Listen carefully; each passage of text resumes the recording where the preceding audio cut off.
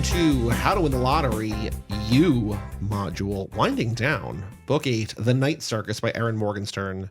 I'm Joey Lewandowski. This is the Magazine Dreams podcast now. We have been looking forward to this movie for a year and a half. I don't know if looking forward to it is the right... Anticipating? It's a movie that's interesting because... Wanting to see? It's a movie that's interesting because it got pushed back because...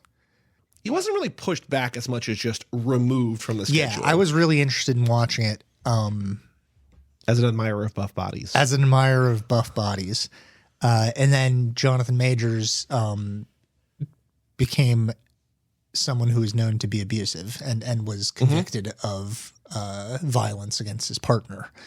And so it was removed from all slates. And then this movie came out roughly a year later. Because it was like a festival, like it was like last Sundance or something. Yeah, and people were really like, this is like kind of like an Oscar movie. Well, it's certainly trying to be an Oscar movie. He might win an Oscar for this. Then it got removed from the slate, and then now it came back to theaters. I tried to go see it by myself the other day at an AMC. To admire buff bodies by yourself. And I went into the theater, and I was sitting there for 20 minutes, and they weren't even playing the trailers. And then I got out. You were alone in the theater. And yeah, I was alone in the theater. And I got out, and I was like, hey, there's no trailers or anything playing. And the guys at the theater were just like, yeah, that movie was canceled, man. And so Joey and I made a special trip today to go see this movie. What do you think? It's really long. It's really long.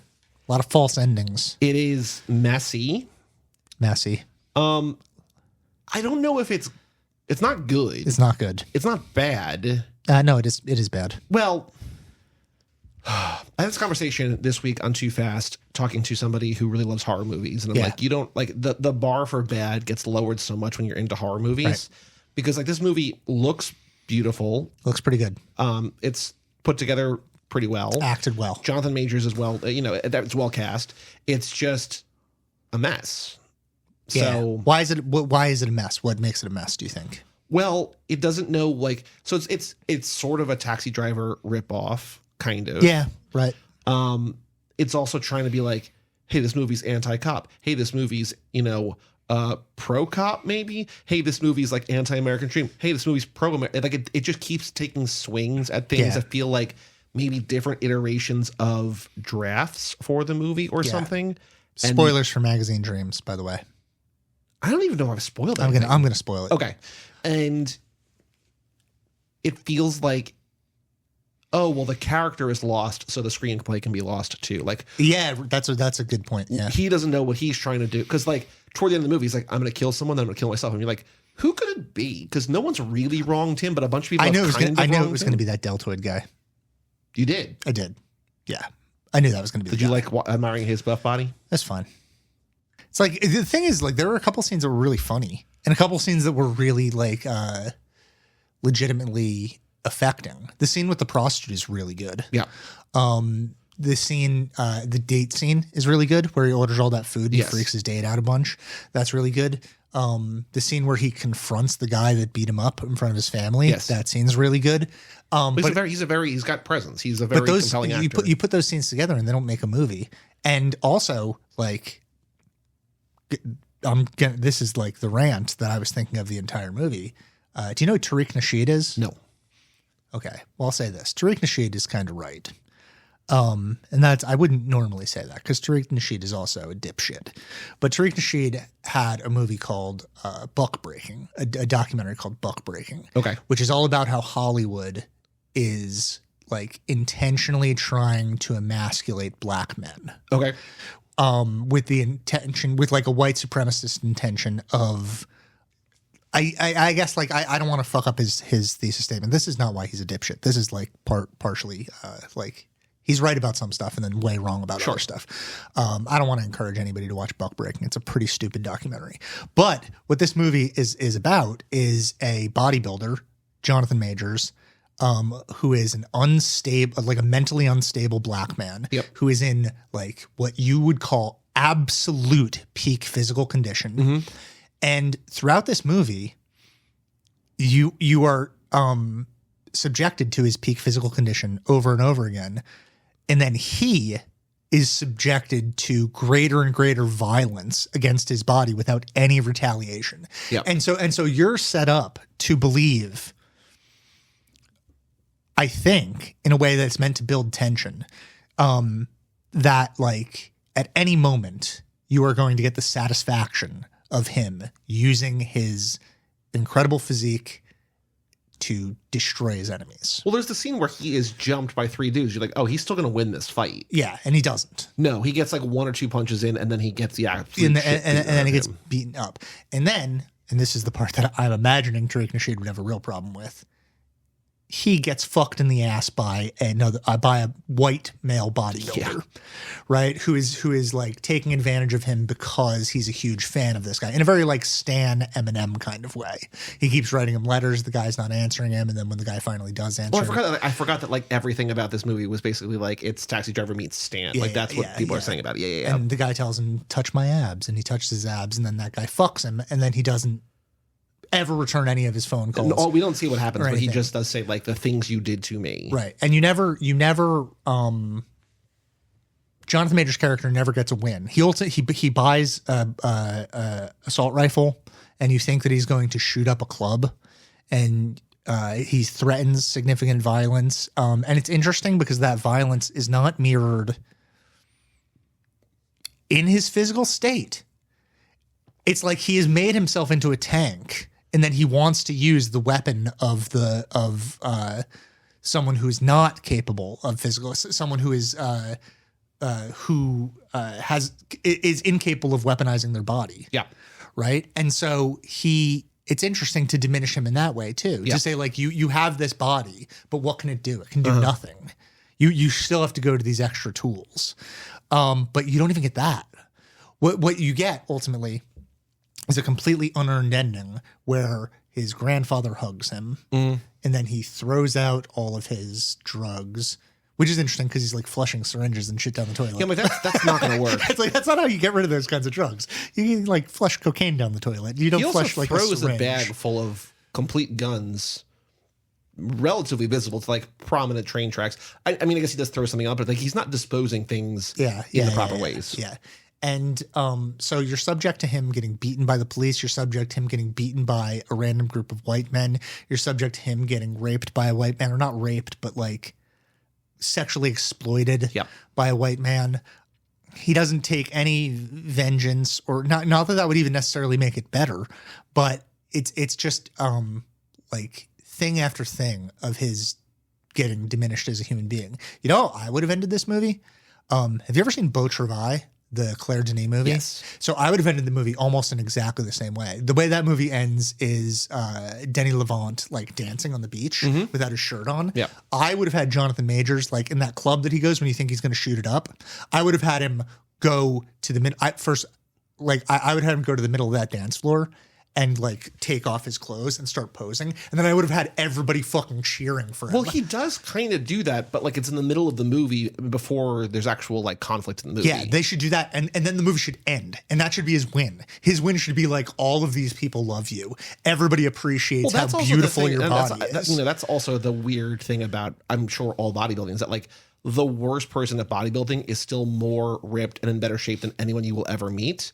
And so to these people, he might be like bad at what he does, but to everyone else, he is like a god. Well, that's what's beautiful about the scene with the prostitute. When he like takes off his clothes in front of her and she's just like, you're beautiful. Like that is, she also might just be saying I really things. know, but she's not. She's impressed by his body. Who wouldn't be impressed by that body?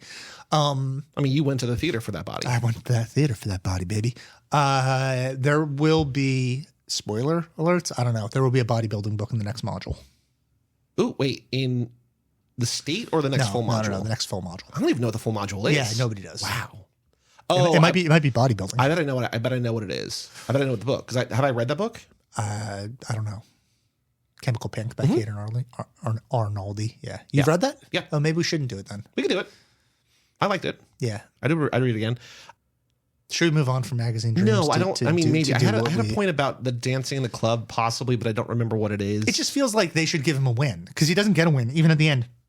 His win is like confidence in himself, but it's unearned. This would give him confidence in himself that comes like born from other people appreciating the thing that he's cultivated. What I was going to say is that I think it almost takes place in an alternate universe where like a theater show can be sold out just to watch a man pose. I don't know. I don't know what that world's like at all. No, but like not the competitions, but like they're just like, you know, a place where you'd see like a comedy show or like a rock show or this whatever. Guy's here. There's just a row of photographers and an audience of people, and there's like the fake ending where he shoots and kills the guy, but then there's the real ending where he just like walks away. When he bought that gun, could you like sense me just going like, ugh? Well, yeah, also I think the only other two people in the audience in the theater also went like, ugh. Yeah, because none of us are on board with this. It's like I thought that movie was just going to end in a mass shooting, and I don't want that. No, but I'm glad it didn't. But still, it didn't know what. Well, there's also something like, I don't know if it's like frustrating or relieving to like literally Chekhov's gun it and then throw Chekhov's gun away, where it's like you expect there to be violence, like, as you've been talking about, you expect there to be violence, and then for there really not to be violence outside the one scene where he gets beat up. It's like, I think I want this. Like it's weird. Yeah, like, you don't want it. There's two scenes when he gets beat up because he gets beat up by the cops too. Yeah. Which also there's a really funny scene where he's on his back, the cop is choking him, and they keep macing him. And the cop's getting maced too. Definitely spraying the cop in the face with mace as well. And they're like, oh no, he's having a heart attack. Don't die on us. I thought that was going to be the end of the movie too, because it also felt like he was going to have a heart attack. Also, like, even if it's breakaway glass, the fact that he headbutts two car windows out and shatters them is crazy. Yeah, and he also has a bunch of liver tumors that are never addressed. Well, they're addressed, and he's just like, no scars. Bodybuilders don't do scars. Like, that guy is going to die. Yeah. One way or the other. Right. But you know who doesn't die? Erin Morgenstern, The Night Circus. Immortal magicians. Yeah.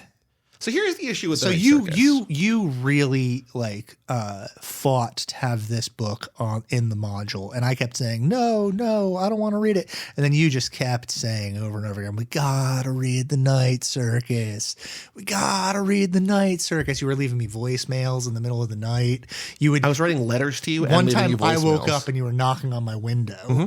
And you just held up a sign like you were Wile E. Coyote that said Night Circus, please. Mm-hmm. Yeah. I did say please. Yeah. So what's the deal? Why did you want to read this book so badly? So what happened was I read one page of the book and it's in second person. And I was like, cool, let's add it to the module. You were like, I'm not sure. Have you read past the first page? And I said, no need. Shut up. That is not what happened. No need. Okay. All right. I was trying. Oh, here's what really happened. I was. The second person module was hard to populate because there aren't that many second person books. Well, we had 11 originally because we're at 10 now. And I included this book because it was critically acclaimed. It had high ratings. And also I wanted to create more gender parity. Yes, which is always valid. So also, I will say we dropped a book written by a man who had a name that you thought was a woman, and also he looked like a magician. And he had like these insane photos of him holding an axe. So the like fact that he did not write this book is the most mind-blowing thing. If we had included that, it would have been like two of these right on top of one another. Okay, we keep going. Able to do it.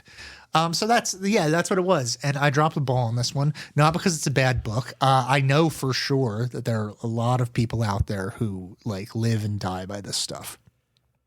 It is just not for us. Flat out not for me. It's like prep. It's like prep level. Although I like prep more than I like this book. prep a lot more than I like this book. The issue with I read like either 40 or 80 pages of this book. Like I just sat down and read like a chunk. And I texted you and said, have you started this yet? And you just said no. And then you did not follow up. And I was like, okay.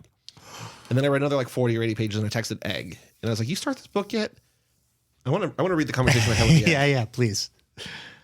And she was like, yes. I think the words dork shit came up a bunch. Oh, yeah. In my conversations with both of you. So I said to her, have you started the Night Circus yet? She says, I have, LMAO. I cannot believe it's on a module, LMAO. I said, I know, oh well, it would be less bad if it wasn't seemingly a book for teen girls, teen nerd girls. And she said, I described it to Zach, her loving husband, as hot topic dorky goth. Yeah. And then I talked to her about my biggest issue with the book is it is a book about magic and like specifically illusions, where like the point of illusions in the real world is they are sleight of hand. They are doing a thing and making you think something else. Yeah. In the book, Erin Morgenstern is just like, she threw a bird in the air. The bird became a book, and then the book became a bird. It's like, you can just write whatever you want. That doesn't make nothing impressive about that. Yeah. And so like, this is a world filled with actual magicians. Uh-huh. And this is not a problem I ever had with like Harry Potter, because like that is, I guess, a different kind of magic. But this is like a spectacle. Like normies are walking into the circus and being like, oh my God, this magician is incredible. And it's like, yeah, she's just writing shit. But also, if you were watching it, you would just be like, magic's real. Yeah. This is not like a sleight of hand thing. She literally just disappeared. This is not like David Copperfield using mirrors. Correct. Or whatever. My problem with it, which is like similar to your problem, I also have always had this problem with comic books. Superman specifically, but I think bad comic book writing often leads to this, where you don't understand the boundaries or limitations on what the powers are. And so the stakes seem non-existent at any given moment. Like with Superman, for a while, or depending on the writer, it's always kind of like, especially with the movies, especially with the Christopher Reeve movies, it's like, oh, Superman can make people forget things by kissing them? Superman can literally fly around the earth in reverse and turn back time? Yeah, or Superman can, in the comics famously, he can shoot a smaller version of Superman out of his palm. Whoa, I didn't know that. That's cool. To go do like other tasks. Okay. But like, I think Superman only did that in one comic book. And so it's like this power that he has that like never comes back, because you can just make up any shit. Right. And so like what you need to do is you need to create very specific boundaries on what people's abilities are, so that you can understand the world in which they live in. Otherwise, you're not really world building. It just seems like you're making shit up as you go along. Mm-hmm. That was my first problem. I have another problem with it, but we can talk. I will also take a little bit. I did not pick this book. I did not stand outside your window and knock on the window and whatever. But I will say that I selfishly, because we went out a couple weeks ago to go see The Actor, which is based on the Donald Westlake book Memory, which we covered for the podcast. Yeah. And I said, have you started the book yet? And you said no. And I was like, well, I'm 120 pages in, and let me explain the issue. And my selfish act was, I've already spent a couple of hours reading this book. You need to read this book too. For sure. No, I'm not complaining. And so it wasn't like, because you could have, the correct thing probably would have been, let's just skip it and move on. No. Because the issue for this module is there's maybe 6 pages of the entire 400-page book that are written second person. And the bigger sin for what we're doing here is there's no reason for it. Can I say that I think this is a better book if it is all in second person, about 250 to 300 pages shorter, so about 100 pages. Yeah. And it is, you are a person attending this circus. You have to be a normie who is odd, or you are Bailey. But this is why Bailey is the only interesting character in the entire book. And also, like, I kind of like this. So Bailey is a character, like the book jumps back and forth through time a bunch. And Bailey's just a kid who sees the circus. The circus is this thing that like pops up, like it's only open at night, and it shows up and disappears sort of without rhyme or reason. But it's like the most magical thing in the world. This is all like late 1800s, early 1900s. Yeah. And Bailey's a kid. He gets dared to go into the circus, sneak into the circus, and steal something to prove that like he was there. And he walks around, doesn't find anything, meets a girl, immediately falls in love with the girl. They're like maybe 6 or 8 years old or whatever. And then she gives him her glove. He goes back or whatever. And then like he becomes this like lifelong entranced by this thing. And the end of the book, he's like the chosen one, but it's not because he's actually the chosen one. It's just like, you're just there, which I think is very, I like that. I like because it's not satisfying, because it's just like, oh. No, also it makes sense because he is the person that has earned his place through like purity. And a genuine love for the circus. Not like the other people who have the reviewers who are there because not them. The people like Celia and Marco and Poppet and Widget. They're there because, or Isabel, like they're there because they have special powers. Right. And he's a human who's there, and he takes over the circus because he loves the circus, and there's a purity of heart there, and he's doing it for love. Yeah. And he's not doing it because he's in a competition with someone, and he's not doing it because it's like that's how he can make money. He's doing it because he's in love with this person and because he loves the circus. And so that makes sense. If this were a 100 to 200 page book in the second person about Bailey entering the circus and slowly figuring out that this is all actual magic and not illusions, and trying to like navigate that world, that's a much more interesting, better book to me.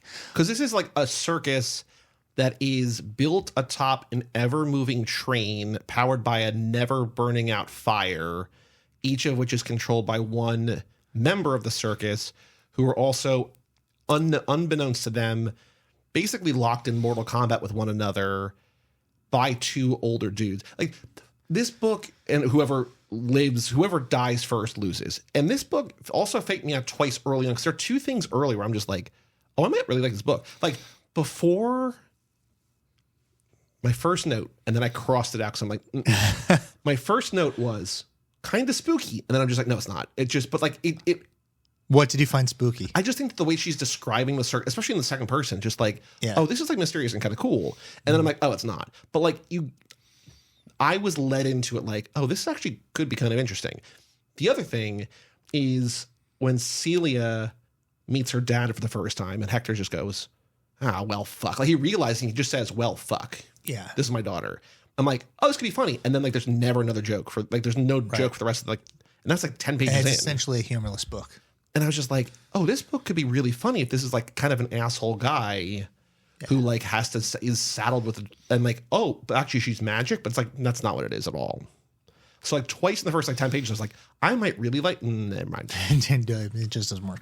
There is like a whole world of people who are obsessed with circuses, and they make for interesting drama in a limited capacity. Whether that be American Horror Story Freak Show or that one really excellent episode of The X-Files. I also wrote that I wish these were like humbug and not like... Yeah, because... like freaks instead of just like actual magicians. Yeah, and Catherine Dunn's excellent novel, Geek Love. Is that good? It's unbelievably good. Yeah, that's a fucking awesome book. Because I have that book, but I feel like that's a book that like... I associate that book with like Paulo Coelho's The Alchemist. You should not. It is so much But do you better. know why I do? I don't. Because when people, either on Facebook or like when I was on dating apps or whatever, when they're like, my favorite books are Geek Love and The Alchemist. Okay. Well, Geek Love is a great book. Okay, cool. And The Alchemist is, I don't think it is a very good book. But like those two just seemed hand in hand in terms of like people who are non-readers or whatever. Like these are amazing books. I think Geek Love is very much cool. Okay, good. That's reassuring. Yeah, that's a literary fiction book. But the circus is something that people get incredibly romantic about because it is like the backstage life of performers, and there are three things that people get really excited about that when you put them together, it makes for a recipe that I just fucking hate. Okay. And that's Victorian England, backstage stuff, and magic. And when you put all that stuff together, it's just like, I don't care for any of this. I don't care for Victorian England. I don't really care for backstage stuff. I mean, it can be good. It can be good, but it has to be specific to I don't know, but and then magic is just so outside. Well, of my I will wheelhouse. say that this book maybe saved you. Like it could have really edited on like steampunk in a real way that didn't. I know. Yeah, it's. I'm almost shocked that it's not a steampunk book. The other issue that I had with this, because I think like this is like I think this is like a YA, but like maybe an advanced. I don't know if it's like advanced YA. It's not like early thing, but like it's made for teens. But it's also just the Hunger Games, like in a way where it's like you read those? No, I haven't seen it either. So this is kind of the first two, but it's also like every kind of thing like this where it's like kids are subjected to a challenge against their will, and then they realize what's actually at stake, right? And they have to fight back against the system. Yeah. And so like when 83% into the book, they're like, well, it only ends when one of you dies.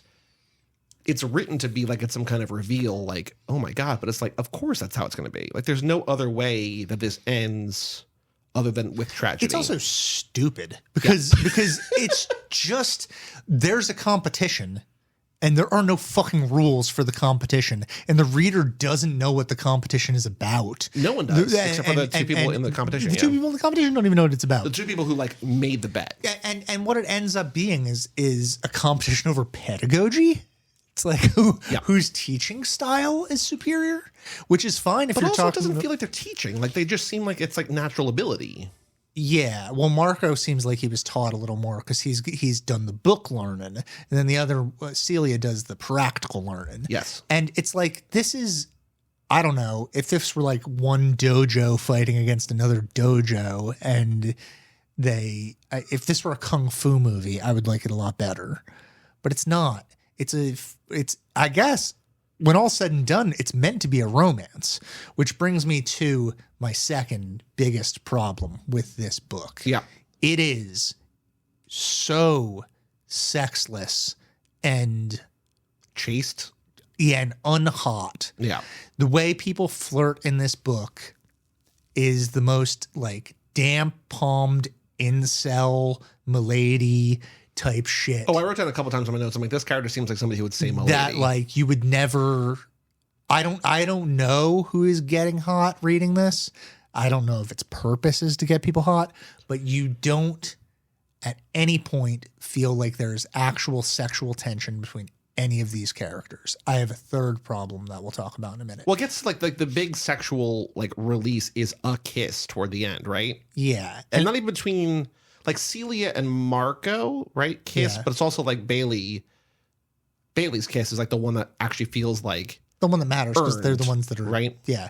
Celia and Marco, I don't know. You're just supposed to know that they love each other because they're the only people on the planet that make sense together, and they've been forced into this thing. It's inevitable. There's also only there's really only like 6 characters in this book for the most part. Like, right, there's like the twins and Bailey, the two of them, Celia and Marco, and then like they're basically their teachers. There's like 7 people. And so Tsukiko, is that her name? Yeah, but I mean, like for the most part, like in terms of people who could possibly pair up, like if you want some kind of romance, like there's not a ton of options here. Yeah. So. Which is a huge miss because if you are writing circus stuff, have the freaks fuck each other. Come on.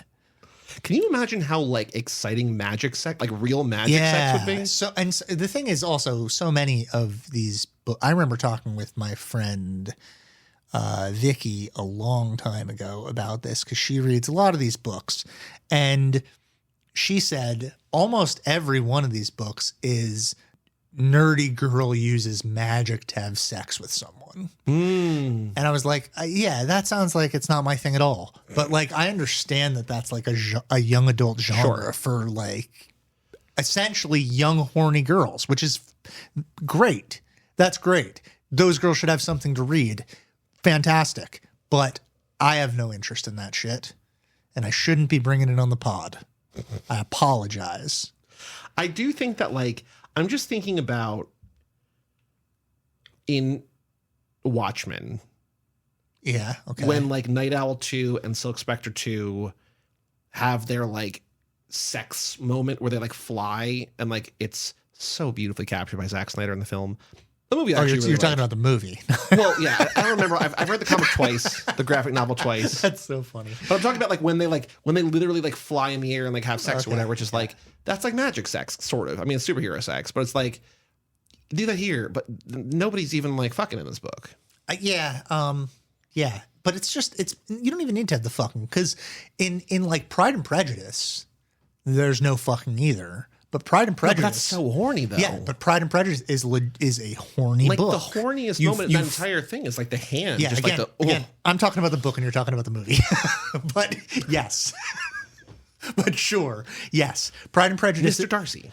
Yeah, Pride and Prejudice is a incredibly horny book. Wuthering Heights is an incredibly horny book. And these things are, they accomplish this without sex. And they do it by creating characters that love each other for reasons that we can understand and sort of like charming, witty dialogue that goes between them and exists in a realistic plane that you can recognize as flirting.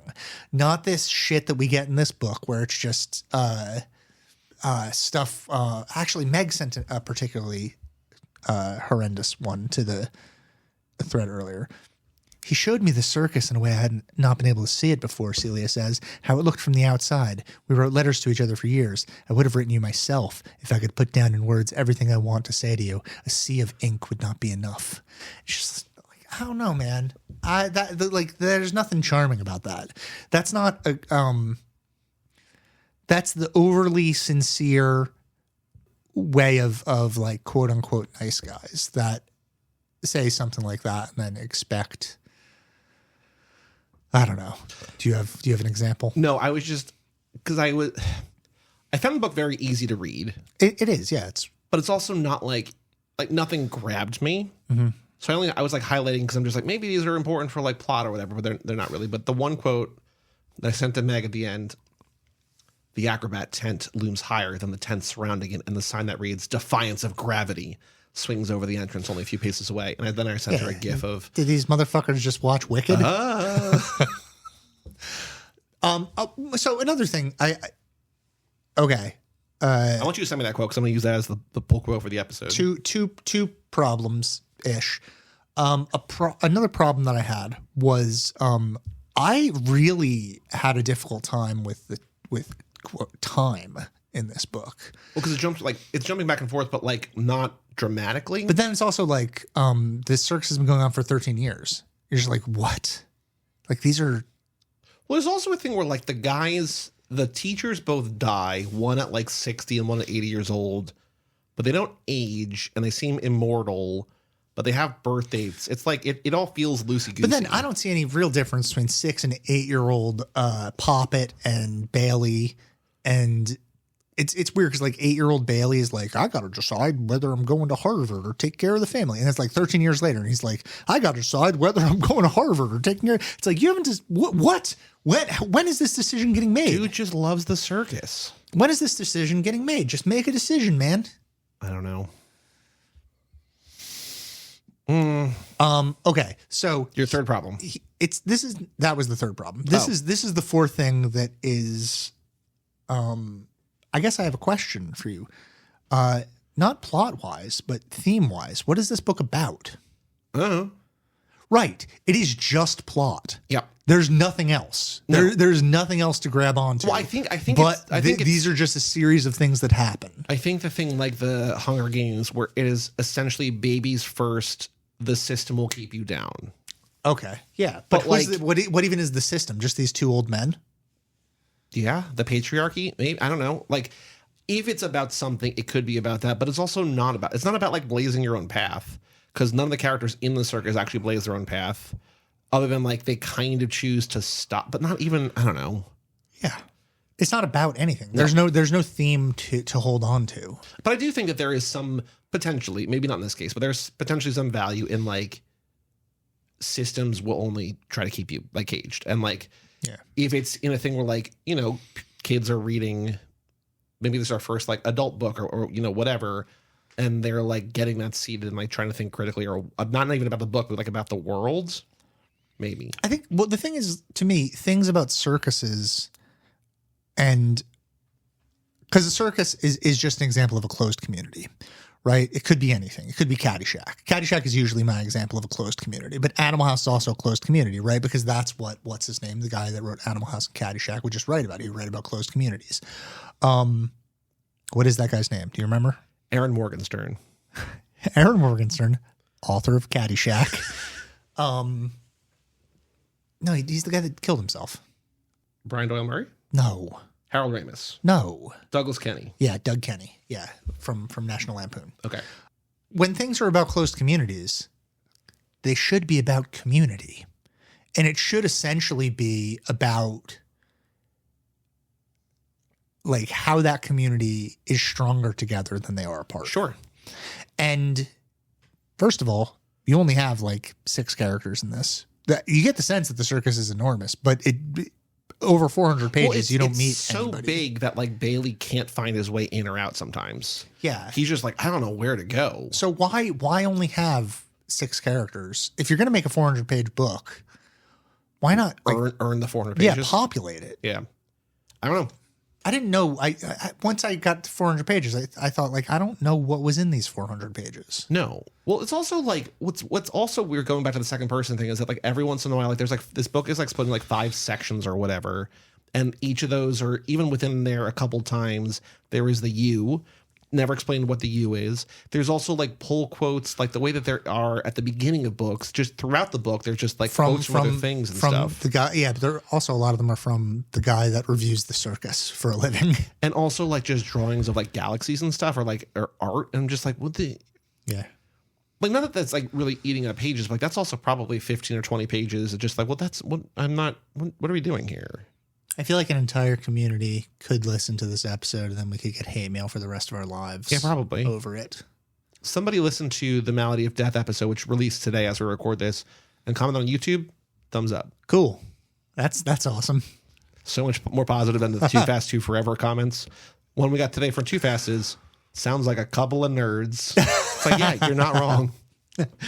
Oh, come on. You know I'm against that word. No, but also like it's exclusively on a handful of car movies from the 70s where boomers think the full movie's on YouTube and they click on our episode, even though the title of the title of the video says podcast, and then just like, where's the movie?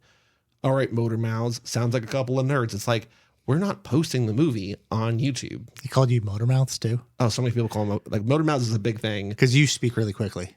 It's not because you're talking about cars. No, it has nothing to do with cars. It's just like two people who talk a lot about nonsense. Yeah, and you do speak really quickly. I do. Yeah. Well, I got to get through the night circus, baby. I read every word out loud. Let's see what the... Do you? No. Let's see what the Eggster has to say about this shit.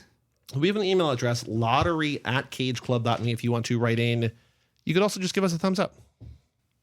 Meg's reaction to the night circus. Oh, she's coming snarky off the bat. You ready for this? It better not be attacking me. No, this critically acclaimed book does not hold up well to a deep inspection. I think that I would have liked this book more if I didn't need to write an email about it. Ah, that's always like, I like that Meg often solidifies her thoughts through writing. I also think that like there's too much, this is not a criticism against Meg, but there's just too much stuff out there that like I watch or I read or I listen to or whatever, and I just immediately forget. And like, that's like, this is a thing that like I would never think twice. I mean, I wouldn't read in the first place, but like I would never think about a second time if we didn't have to talk about it here. Yeah. If we didn't get to talk about it here. I guess I have to start with, I am not the intended audience of the book. The book is expected its readers to not be familiar with The Tempest, but to be familiar enough with tarot to not need any sort of assistance with what the cards mean. That's very funny. Yeah. I didn't even think about shit like that. Cause when they start talking about tarot, I'm just like, I don't know, whatever. I don't give a fuck about this. So although going back to the thing about Chemical Pink, where I'm just like, oh, there's just like entire sections of like the drugs. You're like, yeah, that's the point though. Like you have to read everything. It's just like, well, here it's like the tarot is like the thing. It's like, well, okay. Yeah. The competition itself was boring, says the egg. It was mysterious enough that I was curious, but the quote reveal that it was to the death was dumb. Yeah, it's stupid. It sucks. And it also cheapened the deaths of the people who started questioning things. I just didn't see the point. The book felt like it was written by someone who was horny, but the book itself didn't evoke feelings of horniness. I also did not believe that Marco and Celia were really in love. They just said that they were in love. There was a lot of telling throughout the book. There's nothing that would make you believe that those characters were in love. There's no heat in that relationship. The book says they're in love. Yeah, Bailey and Papa is a much better couple. Yeah. I also found Marco to be evil. The scene where he alters Chandresh's perception after Chandresh found his book was chilling and felt like something out of a horror novel. And that aspect of magic was never explored. Yeah, that's a different book. Uh-huh. Like a book about a guy that is like manipulating people's minds is a much, much different book. Yep. The one thing I did like about this book was that the person who saved the day was someone who in the right place at the right time and who, quote, cared enough to do what needed to be done, but I would have preferred to, quote, know Bailey a little more. All in all, this book felt a little flat to me. Yeah. Too long to be quite as flat as it is, but nonetheless. Well, we only have 2 more books this module. They're both short. We've got A Man Asleep, which is 160-something pages, and then Open Water, which is 150-something pages. Piece of cake. So, George Perec, dead. Yeah. Our next author. Anything else to say about Magazine Dreams? Oh, should people see it? No. Skip it. You don't need to see it. Too long. Should he be nominated for an Oscar? No. Should he be nominated for a Razzie? No. He should be mostly ignored. I think it's interesting because as he like started his career comeback, they released more audio of him being abusive. So I think Magazine Dreams come back kind of because people started talking about him again. And because it's Michael B. Jordan was like, I would work with him again. I'm going to try to do Creed 4. And I think also like Marvel people have said like they would rehire, like maybe the Russos or like, I don't know, but people in Marvel have even said like, oh, we would love to have him back. Yeah, I don't know. I don't know what the path back for someone who is physically abusive to people. Well, I mean, also like Shia keeps making movies too. Like there's always but nobody's seeing Shia movies. Shia, like you can whatever. No one's seeing Magazine Dreams. No, I know, but people would go see like Creed 4. Or Avengers, whatever, Kang Dynasty. Well, they're not seeing it for him, but yes, correct. Yeah, they'll go see it though. But I also don't know that Marvel would actually rehire him. I don't know. Like directors could say that, or actors could say that they would want to work with him again. But like Kevin Feige, I don't think would allow, especially considering where that franchise is now, right, would allow the brand harm to rehire a known abuser. And people, it's so funny because people are like, he's not given the same grace as Robert Downey Jr. It's like, Robert Downey Jr. is a drug addict. That's not the same thing as being physically abusive to people. Mm-hmm. It's not. Being a drug addict. That was also like 30 years ago or whatever. Yeah, being a drug addict is you're hurting yourself. Mm-hmm. And it's literally a disease. Yeah. So I less like beating someone up, beating up your girlfriend is a disease. I mean, it might be, but also, whatever. Keep reading. Today's crime is let's just go ahead and say it. It's the use of anabolic steroids.